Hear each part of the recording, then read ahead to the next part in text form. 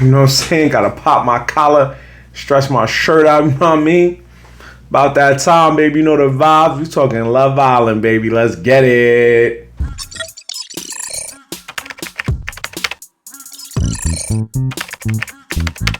What's going on, people? What's really good? It's your boy Marv, Latt, and this is the Nerdz in the Hood. You already know the vibes, folks. We're talking about that Love Island that just happened. The U.S. version. The U.S. version. I need to talk about it. I talked about it last year. Got to talk about it this year. Now, last year was different. Last year, I compared the U.S. and the U.K. versions, and it really went viral. It got me some numbers out here on the YouTube. You know what I mean? And I'm going to do that again once the UK version finishes for the summer. They're like halfway done. But the US version is already done. The US version is always half of the amount of episodes that the UK version usually is. So I want to talk this is mainly just a review about the US version. But we got so much more Love Island to talk about down the road. We got, the reunion special. We got Beyond the Villa. We got the UK version finishing up. We got whatever UK does after that. We got Love Island Games. We got Love Island Australia. There's so much Love Island left. Love Island is usually just a show that goes from the summer all the way to the end of the year for 3 different regions. So the main one we talking about is US. Aired on Peacock, and they just concluded their 7th season. This is the 4th season in the reboot, 7th season all around, and hey, they back, you know what I'm saying? But the thing is, everybody's still hype about season 6. That's what's so interesting. Everybody's mindset is still like, season 6 was so fire, season 6. I'm just keeping it a buck. Season 6 is definitely the goated season. It had the most drama, it had crazy storylines, it had a lot of crazy stuff going on, and the cast became so popular that they did earn the right to get their own spinoff. Will season 7 do the same? It has a potential, but I don't know. Now, what made season 7 so weird was that it was just drowning itself in all types of outside storylines. There was the first girl, what was her name? Yelena or something like that. The first Spanish girl that got thrown out because she said racist comments. Then they called Sierra because she had said racist comments. They found out Nick said racist comments. He almost won the whole thing. Now people got mad because this white dude almost won the whole thing. Meanwhile, these 2 colored women, you know what I mean? They got thrown out early. So it was crazy. It was a crazy amount of stuff. There was rumors about Ariana Madix. There was rumors about Chris and Shelly knowing each other. There was rumors about everybody knowing each other. There was rumors about so many different things. Jeremiah went on a whole press tour afterwards. The dude was on Kai Cenat basically airing out all the stuff he wasn't probably supposed to air out. So it was everything outside of the villa that was crazier than inside. Inside of the villa was the usual Love Island stuff, but they did a lot of twists and turns, and they took away from the usual traditional stuff. So a lot of the stuff that I liked about Love Island, like, for example, movie night or Snog, Marry, Pie or stuff like that we usually got from the UK version was not in this one. Instead, they went with, to me, a few bit of tamer stuff. However, the mailbox challenge was pretty beast. But I felt like the mailbox challenge was just, it felt forced, right? Movie night, what makes movie night dope is that movie night catches all the contestants off guard because it airs out the stuff that they said about people behind their backs. It airs out the stuff that they do to other people behind their backs. Whereas mailbox challenge just feels like you wrote something to write something and then it's supposed to be anonymous and then they're like, who said that? Well, I said it. And it's like, what? It just feels weird, right? To me, it felt a little forced. I think if they had just went with a movie night that caught these people saying the things that they were saying or doing the things that they were doing, we would get a better conflict and a better bit of like drama, right? You'd have a better argument.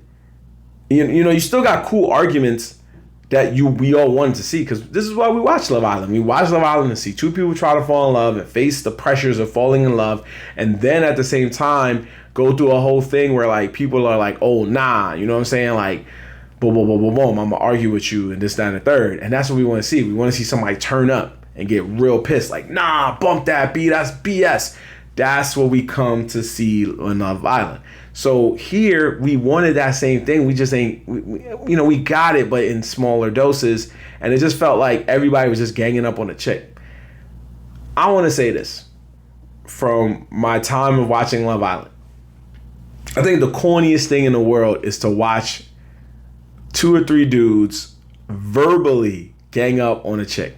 I think that is corny. It's one thing when it's like you just mad at the woman and you walk up to the woman and you like, hey, yo, what you talking about? That was crazy, man. Da da da da. I think it's another thing when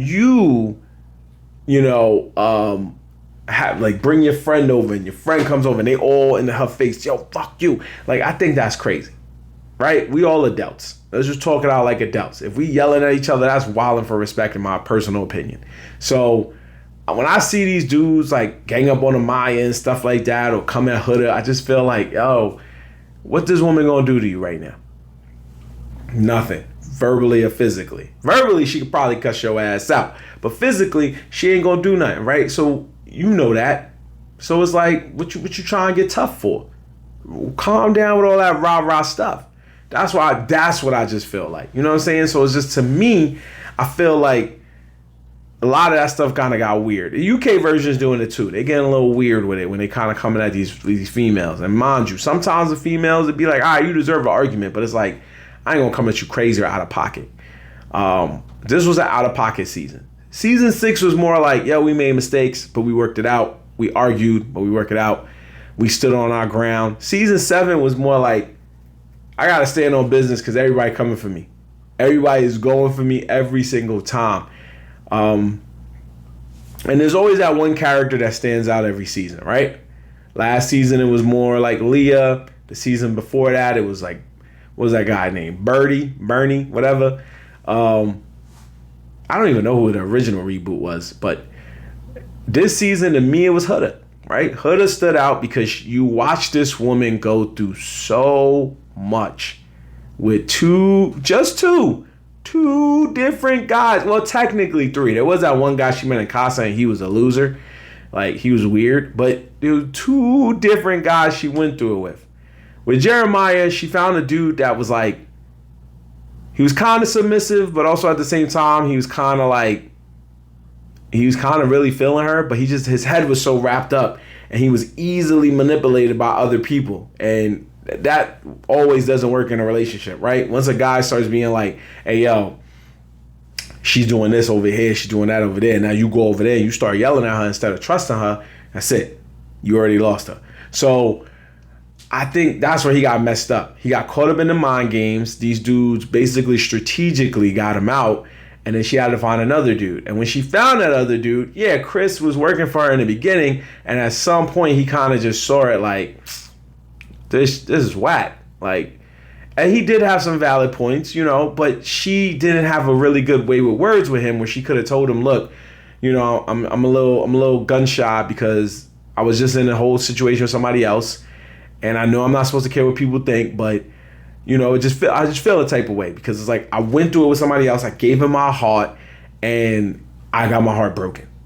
And then she got her heart broken again by this dude. Yeah, she was the one that basically ended it, but he pushed her into ending it. Let's be real, folks. He talked her into ending it because she was probably feeling like she would argue it and probably wake up tomorrow and try again. And instead, she had to go through something where this dude sat her down, talked to her, argued with her, and was like, yo, if you don't want to do this no more, just say it. And she was just like, God damn. So it was just like, she had no choice. And the way that ended was just so crazy where it was just like, homie basically sat there, defeated, got up, left. She said, can you at least carry me over this? Because she was a short woman and it was kind of steep. And he was like, yo, fam, I'm not really going to help you. I'm not carrying you. And she was just like, oh. And she had to find her way. So it's like, she is a dominating woman and she loves hard. And as a person who loves hard, I know what it's like. You have this like feeling where it's like you get attached to somebody a little bit stronger than the other person. And when you get attached to them, you feel like, yo, you know what? All I want to do is love you. I just want it to be about you. You don't get crazy. Some people may look at it and be like, yo, you're obsessed. But it's not obsessed. It's like when you find somebody that you really want to like give your heart to, you go that extra mile. You go and do things for them. You go and buy things for them. You go and spend more time with them than you would with yourself, with your friends, right? So you want to give that person that attention and let them know like, hey, yo, I'm here. I'm here, baby. I love you. So she found that in Jeremiah and then started finding that in Chris, and both of them just saw the signs of what made her her and was like, I don't want to do this every day with you. I don't want to go through this every day with you. And granted, in Chris's defense at least, Chris was very patient. But then he started seeing the chinks in the armor when like he would just jokingly be like, shut up. And she was like, you gonna tell me to shut up? You don't know, nobody tells me to shut up. Or when he was trying to sleep and she's like, oh, if you don't wake up, I'm gonna be really angry in 3, 2, like those things. Yes, as an adult, you do feel like, hey, yo, fam, my mama don't even talk to me like that. So you do feel that type of way, but I don't mean you start turning up. So I feel like I can't really say what his motive was to get into the villa. But he did kind of prove people right when it's like he dated for Shelly, turned around, went to Huda, stayed with Huda to eventually get to the final and go, this is kind of whack. It was like, fam, what part of the game is this? My man, you got to the final. You could have convinced everybody that you was good enough to win. You could have won it with Huda, split the money, and then just bounce with 50 rack. You could have came up 50K, and instead you threw it all away because Shorty annoyed you a little bit. You're basic. That's what I'm gonna say, bro. Like, you whack. Like, come on. I'm not saying we should have hustled Huda. I'm not saying that. But what I'm saying is, if you got that far, shut your mouth, fam, and just chill out. Get your 50 rack and move on. You could have won that. Honestly, he could have won that. This was Amaya's year. I'm not going to hold y'all. I said to myself, me and my girlfriend said Amaya was going to win this from like the minute Austin started like doing her dirty. The minute Austin was like, damn, I don't really see myself with her. Like, why would I want to go through this? These two dudes, Austin and Ace, could not handle her. They just saw her and it was like, she's pretty and tried, right? And the thing about Amaya is she's another one. She wears her heart on her sleeve. Her emotions are always there. She is a smart woman. She is a fun person. But at the same time, they couldn't handle her because she was a Spanish chick from New York. And you gotta really, you know what I'm saying? Like, you gotta really be at a right level to date a Spanish woman from New York. And I'm not saying that to be racist. I'm saying that because it's real, because I'm a New Yorker who dated a Spanish woman. And I seen the amount of work you gotta do. You gotta be ready. You gotta be ready for all the emotions. You gotta be ready to spend. You gotta be ready to be loving. You gotta be ready to do all that, son. So if you're not ready, then go back to Shelly. Go back to Alandria, whoever you want to go to. They both got eliminated, and Amaya won the whole thing. Especially that dude from Britain that she was trying to get with. What was it? Zach with a K or whatever? Or Zach K or whatever? That dude was corny. I ain't gonna hold you, man. I get Love Island's whole attempt to bring people from other countries and other regions to the villas and be on certain other, you know, shows and whatever. I get all that. But sometimes, you know, you could be like Tony. There's a girl named Tony that's on Love Island, the UK version. She's killing it. I hope she wins. And then there's a person like this dude, Zach with a K, who came from Casa and was just corny. So it's like when you got stuff like that, it's like, oh. But this was definitely a season that was just more about calculating. Like, I never really seen a season before where everybody was just plotting. It was just cats just plotting. Like, yo, they did it subliminally, and then subliminally they got out people that had strong connections. They got out, you know what I'm saying, Jeremiah, because he had a strong connection, despite the fact that it was a little dysfunctional. They got out, you know what I mean, freaking what's his name from he was from London or whatever, what's his name, Chris or Charlie. They got him out because he had a strong connection. They got out different people because they was having strong connections. TJ, all of them, all these people. Well, TJ was more voting, but they got out a lot of people outside of votes that had strong connections because they knew, like, if your connection is strong and you can withstand all these tests, we don't stand a chance. Honestly, Shelly and Ace should have been eliminated ages ago. But because they was, because Ace was strategically getting through people, he was making it work. Now, Megan Thee Stallion was also a celebrity guest on this season, which that was pretty cool. They got one of the biggest musical acts in the world in the current generation of music to come on and do her thing for a little bit. She ain't singing no songs, but she just played along, and that's okay. Usually they get a singer to come and sing a couple of songs, and it's like, that's kind of cool. You get your own private concert with other contestants who become your friends, and that's cool. But no, Megan did the right thing. She just came and talked to the girls, and at the same time, she promoted her clothing line, her swimwear line. I think for Megan Thee Stallion, that's a come up. You ain't asked me to even pull up on here on some other, like, you know what I mean? Like, I came over here and I did my thing. I ain't singing one song, fam, but I'm going to promote this swimwear line, and you get my presence. My presence is your present. Like, that to me was fire. She pulled up, talked a little swag, talked a little shit, bounced. We ain't get one song. Not one song. She just bounced. So I gotta give props to her. Like, that was fire to me. I can't even say that was corny. Like, the UK version still gets they share of whoever's hot over there, and that's fine. But we got the biggest star, one of the biggest stars in the world. Because if she came to the UK villa, they would have lost their minds too. So I like that. I like that whole aspect of celebrity without having to do a single song. But like I said, what I didn't like was that the way we was moving with this show was that we was kind of speeding through it. They didn't even do like the filler episode unseen bits. They just focused on After Sun, which was kind of a filler. But at the same time, it was like, it was just more to me like they was just trying to capitalize off of a season that blew up, but right before them. And it kind of went left because now you went and got some people who had unfortunate bad histories. You went and got some people that probably shouldn't even have been in the villa to begin with. And it didn't cause the right spark of drama that you actually wanted, right? Olandria, we thought should have went off and spazzed on Taylor a bunch of times since he came from the Casa Amor. She only spazzed like once because she was a very patient person. And don't get me wrong, she was one of my favorite contestants because she was so patient. So patient. She stood there and stood her ground and waited till the right moment she turned up. But the problem was she turned up so late that Taylor had an easy rebuttal to just be like, I'm going to say this and then I'm out. And I was also happy because Olandria got farther than him and almost won the whole thing.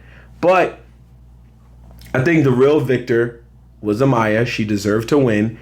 I feel that it was set in stone from like I would say before Casa Amor, but is also argument that it probably those seeds started being planted during Casa Amor, during when she found other connections and those connections turned on her, and then she ran off and got. Cass was coming at her in the mailbox challenge, and then this dude Brian was just like, hey yo, you know, that's just how Spanish love is. In Spanish households, we say my love, we say amor, we say baby girl, we say this, which he is right. So it was those kind of things that made her see a guy like him, and he probably said to himself, yo, you know what, I was her knight in shining armor, let me be the one to save her going forward, let me be her hero. So that is how love is formed right there. That's what you gotta love. Like, they didn't have to really go through a test. He just kind of came in at the right time. So, you know, when you start from the beginning and you go through all these tests, it is harder. And at the end of the day, Nick and Olandria didn't start together, but they ended together, right? And they have shown online that they are trying to make it work. Amaya and Brian, we're going to see the same thing. But right now, the vibe check on this season was that it was all right. I'm not going to say it was a valid season. But this is now one of the most talked about shows. It didn't even get nominated for an Emmy. Well, it wasn't until coming on during the time of whatever. But it didn't even get nominated for an Emmy. And this is a show that the U.S. is just going to keep capitalizing on until it loses its popularity. Until one day people go, it was all right. I ain't mad at it, but it was all right. So right now I'm going to say it was all right. Because compared to season 6, to me, it wasn't a step backwards. But it wasn't a huge leap forwards. It was just like a step forward. So when they make a season 8 next summer, one, we need to background check our people that are coming in. We need to start focusing on who is saying what on social media, what have they said, All that stuff. We need to look as far back as we can. If we can find the dirt and the receipts we need to see, find that before you bring these people on this villa. Because now when they come onto this island, people going to look, because especially if they don't like the person, they're going to be like, hey, yo, man, he said A, B, and C about C, D, and F. So we don't want to do that. 2, I think it's hard to say, but we got to make sure these people somehow don't know each other. I know that's easier said than done, but if there is really a rumor that a lot of these people kind of knew each other, then that makes it really tough, because when people don't know each other like that or at all, then you have a very different dynamic versus, oh, I always wanted to date this person. Let me try now. So I think we should focus on that too. And we need to find other ways where, again, movie night, if you're trying to cause that kind of static, bring back movie night. Bring back Small Mary Pie. Bring back the Truth Bite. Bring back where you brought all the contestants from before and use them to sit around and talk to these people one last time. And for the love of all mankind, next season, do not do a baby episode. Baby episodes are so boring. Family episodes are a close second, but baby episodes are so boring. If it wasn't for Huda and Chris's little spat, that would have been one of the worst episodes of the season. I don't care what nobody says. I don't care anybody go, oh, the baby episode was so fire. It made me see who could be parents. No. The baby episode to me is one of the most boring episodes of the whole Love Island. You could have did a movie night instead of a baby day, right? You could have did a Truth Bike instead of a baby day. Also, it wasn't a lot of hideaway movements, which is like, I don't really care. But, if the hideaway is used to change the game, then they should do like the UK version where the hideaway is open whenever you want to go, instead of just waiting and opening up the highway. Then I know they tried to change things up so they won't do the same things, but hey, the UK version does the same thing every single year for the most part, and they don't care, right? We get a movie night every year. We get a Snog, Marry, Pie every year. We get a Truth Bike. I don't know if we'll get it this year, but we get it sometimes. Australia does the Truth Bike a lot too, so we get those things. So it's like, do it. Don't do these like little, just don't do these safe challenges where it's like people kind of say stuff but nobody really feels the type of way. Do the challenge that's going to turn things up, right? They were doing good on that. They had moments where they was turning things up and getting people like, oh snap, this is crazy, but let's get more of that. You know what I'm saying? Let's get it more going. Forgot to mention my shirt. There's a shirt I always wear for my Love Island's talk. Makes me look just like Denzel Washington in the movie Out of Time. So just wanted to shout out Denzel Washington. Denzel Washington. Just want to shout out Denzel Washington for being the GOAT that he is. But anyway, I just want to say that this was a good season. It was still solid, but season 6 is still the GOAT. So until season 8 or beyond does any better, season 6 will still hold the title of the best season of Love Island USA ever made. It'll be right up there with Love Island UK's season 8. And I think Australia's season probably 5. Maybe. Season 6 was cool. 5, whatever. Anyway, no, that season I think it was 4. The one where homie had a girl on the side and he just took the money and dipped. He had a girl outside the villa and he just was like, I'm here for the bread. Anyway, that was all I wanted to talk about with Love Island. If there's anything I missed, put it in the comments. Say who you felt with one. If I'm wrong, I'm wrong. I'll be wrong. Nothing wrong with being wrong. But that's who I felt.